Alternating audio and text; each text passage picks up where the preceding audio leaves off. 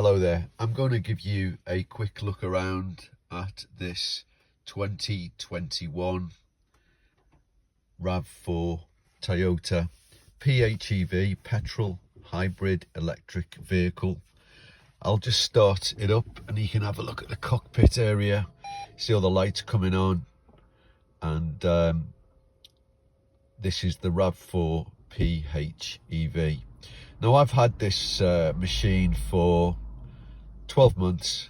I've done about between 5.5 6,000 miles in it, and basically it has been, as you would expect for a low mileage machine. It only had about 9,000 or so miles on when I got hold of it.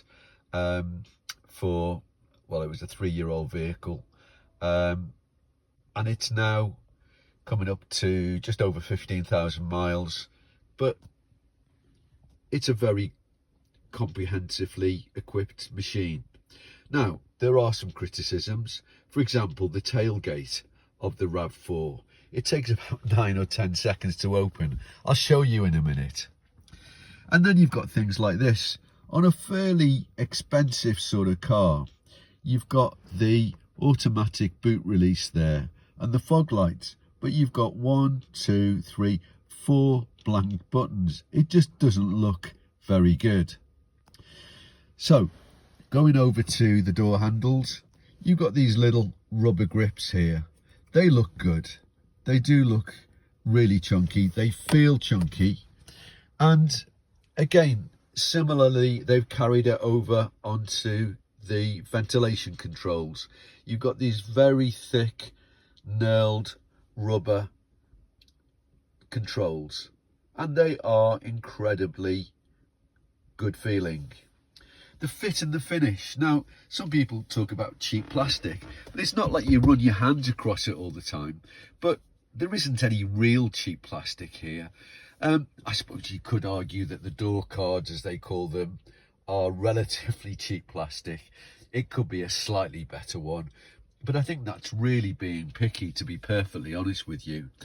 Oh, the other thing is, 2023, I think, saw the adoption of Apple CarPlay. You can play Apple CarPlay via your iPhone on here, but the basic sort of navigation and so on and so forth is a little bit primitive, but I've got no complaints. And again, it depends what you're used to and so on and so forth.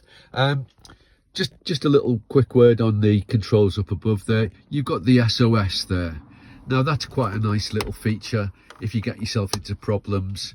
And then there's a little protective flap there so you don't push it by accident. And then the on-off and so on. You don't have a sort of remote recording rear mirror, but then again, I didn't find that I used it on my previous vehicle that had one, where it takes a sort of view of the mirror, recording, if that makes sense. Okay, little touches on the cabin. You've got, for example, you've got this remote here on the sun visor, and it's quite nice. You've got a nice light there, and again, it's a vanity thing, but nice little touches. I'm going to get out of the vehicle now, and I'm going to show you the remote tailgate release, because it is quite an interesting one. There you go, nice thunk there. I'll just do that again.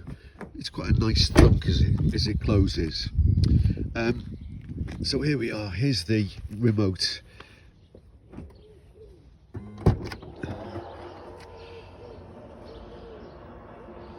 There we are, and you can see the load there. I've got the boot down. I think there's quite a lot of spare space. I'm just going to get this out at the moment.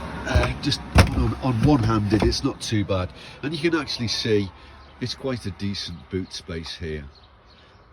You can really get a lot of stuff in. I'm going to pick something up a bit later, so you can actually see how much space you've got there. It's almost like an estate car.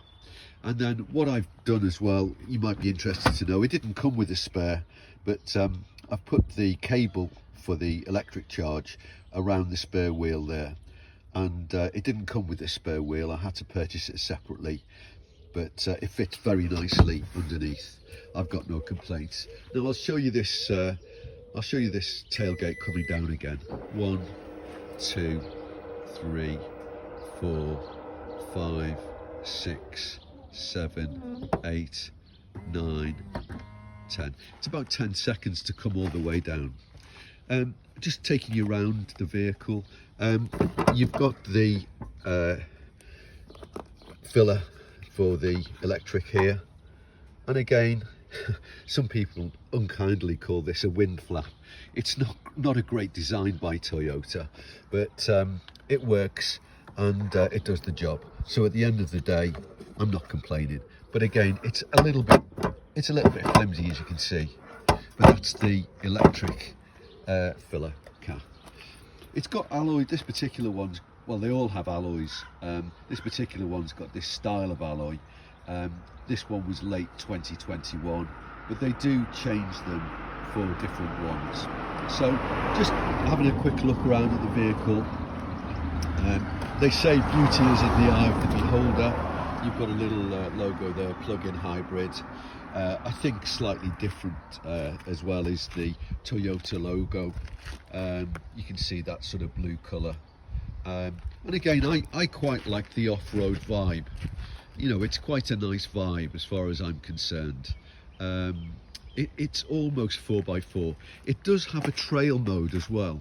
It doesn't really make it a full off-roady type car, but it has a degree of off-road potential. And I know in America they had a version called the Woodland version with slightly chunkier tyres and some better suspension and things. But this is a fairly accomplished vehicle. I'm going to take death by the horns and go out into the road. You can see the side view of the vehicle there.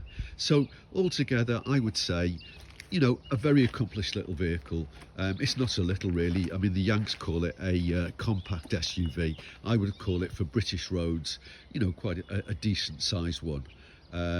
It's very parkable. You have at the front, you don't have a camera at the front, but you have warning indicators. There is a rear camera as well for reversing. But, you know, if I was going to give it a mark out of 10, I would certainly give it 9 to 9.5. And I do think it's a very solid vehicle. Am I glad I bought it? Yes, I am. It's held its value. It hasn't hardly lost any money in the year I've had it. And I bought it from a main Toyota franchise dealer. Overall, very pleased with it. Hope you like my review. Please give me a thumbs up if you like it, and subscribe to my channel. Thanks very much. Bye.